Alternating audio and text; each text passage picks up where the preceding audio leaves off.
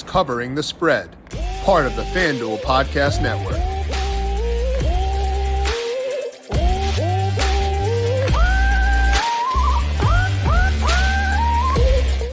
Super Bowl week is obviously a monster week, which meant we had to bring back a monster guest and get JJ Zachariason back on the show here for Super Bowl 57, break down his favorite player props for the Eagles and the Chiefs. We're going to talk to JJ, pick his brain on situations that are in flux, yardage props, touchdown props, other stuff he's got in his mind to get you ready for Sunday's game. This is Covering the Spread right here on the FanDuel Podcast Network and numberFire.com. My name is Jim Sonis. I am a senior writer and analyst for numberFire.com. Joined here, as mentioned, by JJ Zachariason. Check him out on Twitter at LateRoundQB. Find his work at LateRound.com and the Late Round Fantasy Football Podcast. And JJ, welcome back to the show. How you doing today? I'm good, man. I'm excited. You know, we don't always get Super Bowls that are this tight. It does seem like sometimes we get Super Bowls that are looking very lopsided, and then they end up being tighter Super Bowls. So hopefully we don't get the opposite happen here, where it looks like it's tight on paper, it's tight, all of that, and then we get some sort of blowout one way or the other. But it looks like on paper like it's going to be a very, very fun Super Bowl. So I'm excited. Yeah, I am too. My numbers have this game being super tight. They have the total super high too. So that's very exciting. I prefer offense, from that perspective as well. Yeah. Good for player props because unders are great values a lot of time, but they are a sweat to bet. So we'll be talking about JJ's favorite bets, but JJ, for me, I always view January to March as being my summer because that's the downtime between football and baseball starting.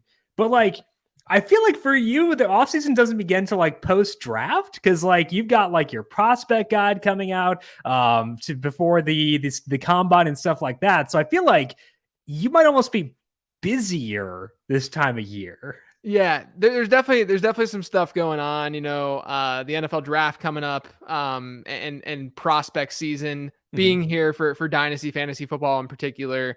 But it's really fun. It's just a change of pace. We go through that weekly gauntlet during the season, and in the regular season, by the end of it, you're like, this is becoming so monotonous. I'm ready for this to end. I need a change of pace a little bit. And at least that's what prospect season does. Right. Sort of lights that fire under you to get that work done and get it finished. So I'm really excited about it. I love prospecting. I love working within the model that I built for running backs and wide receivers. And the prospect guide now will be out March 13th. You can pre-order it though right now on lateround.com. Okay, so you've got a full month ahead of just jamming in, which sounds like that's fun work at least. And it's not during the season, it's deadline every day, deadline every day, deadline every day. Having a faraway deadline is tougher for me to motivate myself, but it is more fun to have that kind of a loose deadline for sure. So you can find that again, lateround.com to get the draft guide from JJ. I got mine last year, got Isaiah Pacheco in all my dynasty leagues pretty much, even the one I'm in with you, I think. Sorry about that, but definitely did help me out a lot as well. We'll talk about, I'm sure, Pacheco at some point during the podcast. We should add who won that league, Jim? I don't recall. I didn't have to pay you $360 recently. Definitely did not happen. Definitely wasn't me, guys. Wasn't me. The PayPal's hurting. The PayPal is hurting. That is for sure. Which reminds me, I have to pay DERS too. I should probably do that. Okay. Payouts for that league. I'm a bad commissioner. We'll get those payouts done later on today. And we'll talk to JJ about Pacheco props and much more in just one second. But first, a reminder to make sure you're subscribed to Covering the Spread because full week of NFL shows this week. We talked to Joe Ostrowski about weird props for the Super Bowl, talking halftime props, talking anthem props, talking Gatorade colors. Joe's done the research because I haven't. So we talked to Joe about that yesterday. We have Pamela Maldonado talking matchups for Eagles and Chiefs tomorrow. Ryan Williams breaking down the full game with us on Thursday to get all the angles covered for Super Bowl 57. All those over on the Covering the Spread podcast feed as they are posted and also up on the FanDuel YouTube page. So make sure you're subscribed wherever you want to take in the podcast. Get a piece of $10 million in bonus bets with FanDuel's Kick of Destiny. All you have to do is bet $5 on Super Bowl 57, and if Gronk kicks a field goal live during the game, you'll get a piece of $10 million in bonus bets. It doesn't matter if you're new to FanDuel or already have an account. Gronk kick, you win. It's as simple as that. So don't miss out on the Kick of Destiny on FanDuel, America's #1 sportsbook. Just place any $5 bet on the Super Bowl to get a piece of $10 million in bonus bets. Then tune in live during the game to see Gronk's Kick of Destiny. Make every moment more with FanDuel, official sportsbook partner of the NFL. Must be 21 plus in select states. Minimum $5 wager required. Award may vary. Minimum $5. Projected max $20. Bonus award issued is non-withdrawable bonus bets that expire in 7 days. All participants are eligible for bonus award. Restrictions apply. See full terms at FanDuel.com/sportsbook. Gambling problem? Call 1-800-GAMBLER or visit FanDuel.com/RG. In Arizona, 1-800-NEXT-STEP or text NEXT STEP to 53342. In Connecticut, 1-888-789-7777 or visit ccpg.org/chat. In Indiana, 1-800-9-WITH-IT. In Wyoming and Kansas, 1-800-522-4700 or in Kansas, ksgamblinghelp.com. Louisiana, 1-877-770-STOP. In Maryland, mdgamblinghelp.org. In West Virginia, 1-800-GAMBLER.net. And in New York, 1-877-8-HOPE-NY or text HOPE-NY. Now, JJ, we'll talk about the props in a second, but before we do that, it's important to get kind of like a top-down view of this game, because if you think the Chiefs win in a blowout or you think the Eagles win a close game, that will dictate some of the props you want to look at here. So before we talk about that, what's your overall view of Eagles versus Chiefs? Yeah, my overall view is that I think this game, I think the line makes sense that it's as tight as it is. And I think that there could be a lot of points that are scored in this game. Of course, matchups matter. Of course, defenses matter to some degree. But I think that what research has shown is that offenses drive games in football. If you have, two good defenses, but two really good quarterbacks and two really good passing attacks and offenses, generally speaking, we should lean on those offenses more than the defense in terms of how the game is going to unfold and play out. So, if you look at the Eagles, I think they won't have that much trouble running on the Chiefs. So, that could extend drives and allow them to score a lot of points. And, it's true that the Eagles are first in pass defense by a lot of metrics, and they're second this season. They were second this season in pressure rate. That's not great. But, the guy that they're facing at quarterback is someone who can really combat those things. I mean, Patrick Mahomes, top 5 quarterback under pressure this season by expected points. And he did well against top defenses this year, top pass defenses this year. He threw for 328 and 352 yards against Denver, a top 10 defense secondary, that is. He put up 423 yards. Now, this is against San Francisco earlier in the season, but it's still that San Francisco defense, which, yes, you can throw on them a little bit more. I mean, their front is really what you're afraid of, but to be able to throw for over 400 yards against the 49ers is pretty bonkers. So, that team also was fourth best in the secondary according to numberFire's metrics. And then the other thing to point out here that I'm really intrigued by with the Chiefs passing attack is the Eagles have great perimeter cornerbacks. That's been the case all season long. And what you find is that teams generally throw to the middle of the field into the slot against Philadelphia because of those corners. And so what does the Chiefs offense do? It loves to target Travis Kelce in the middle of the field. It loves to use their slot guys. They had the fourth highest slot rate offensively in the league this year. And the Eagles, meanwhile, gave up the highest slot rate in terms of targets in the NFL because of those corners and those perimeter guys. So I'm really intrigued by that matchup. I think the Chiefs will be able to move the ball as a result of that, basically because of Travis Kelce and his existence. Yeah. And so I think all of that combined means that we're going to see a game that's tight, that's high scoring, and both offenses should be able to move the rock. I do think at the end of the day, we're not really talking about this as more of a, player prop show. I think at the end of the day, the Chiefs are going to win, but I do think that it will be close.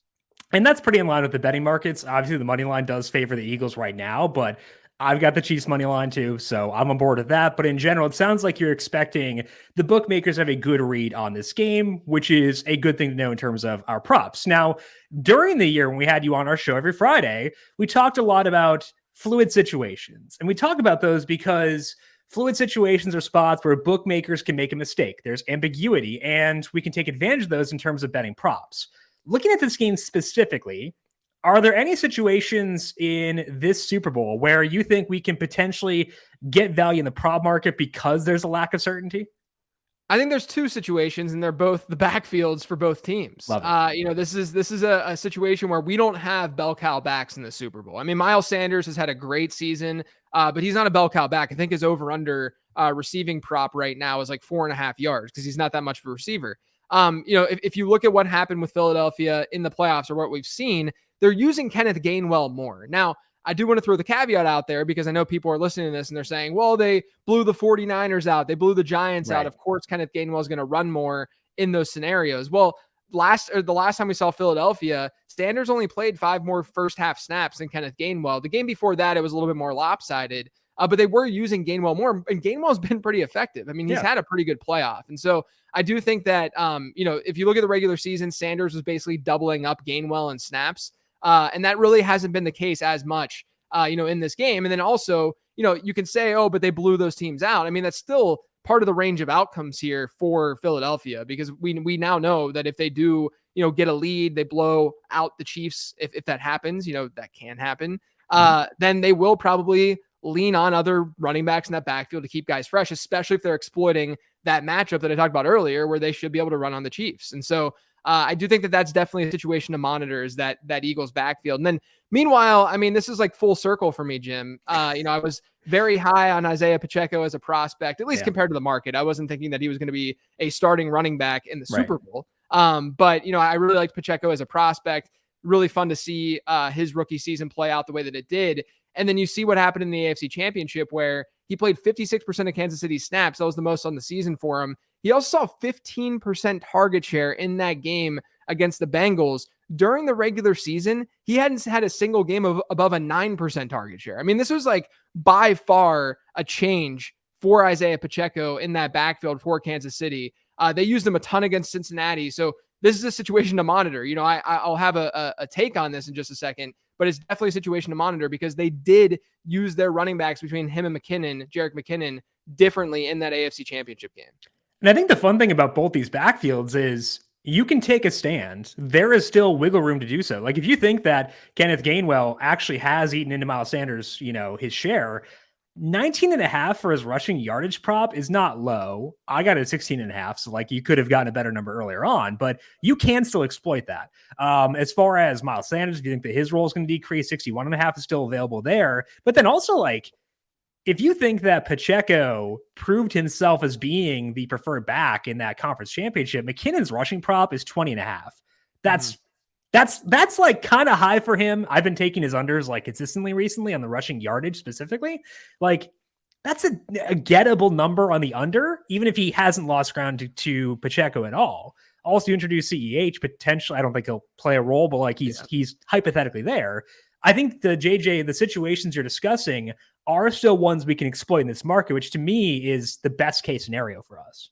Yeah, absolutely. Okay, so let's talk about yardage props here. Usage props, you can talk about pass attempts, stuff like that. Anything you're seeing on the board you like, whether it be those situations or elsewhere? Yeah, I'll just extend that conversation a little bit. You mentioned Jerick McKinnon and his rushing prop. I'm really intrigued by Jerick McKinnon's receiving prop, and I'm also intrigued by Isaiah Pacheco's receiving prop, if we're being honest. I think both of them you could potentially go over with. And here's the logic with McKinnon, okay? So his prop right now is 22.5 receiving yards over on FanDuel. You get -114 there. I think the books are definitely weighing last week's Pacheco performance, which is understandable, but they're weighing that performance the last time we saw this team. When we have a larger sample size of the Chiefs using McKinnon a lot more than they did in that game. The Eagles also are a top half team in the league in adjusted target share allowed to running backs. So teams do target their running backs a little bit heavier against Philadelphia than they do typically, which is not that surprising whenever you consider what Philadelphia's secondary looks like.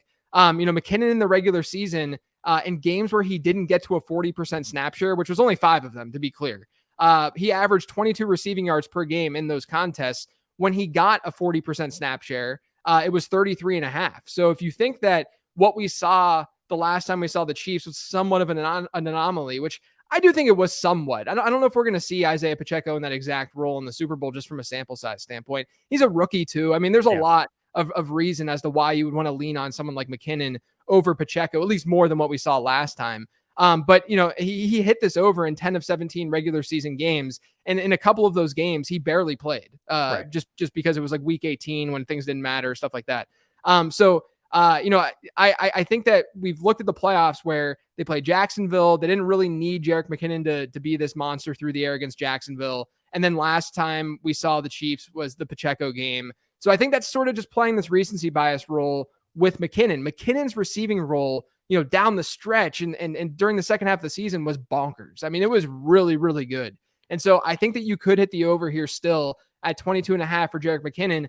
But I wouldn't be shocked if Pacheco goes over too, because I think that's how this Chiefs team needs to attack the Eagles. I think they're going to use Travis Kelce a ton. I mean, you can go over on Kelce props. Basically, the way that I view, just to give you a general overview with the Chiefs, is I think that you can go over with these running backs. You can go over with Travis Kelce. And then I'm not that as optimistic about the wide receivers. It's just, if you want a general gist and vibe about how I'm viewing them. So I wouldn't be shocked if Pacheco goes over with this either, but I do like McKinnon, at least receiving. Rushing, different story, but at least on the receiving side, I'm still going that direction. And then another one that I do like is Patrick Mahomes to throw an interception. That's at minus 122 right now.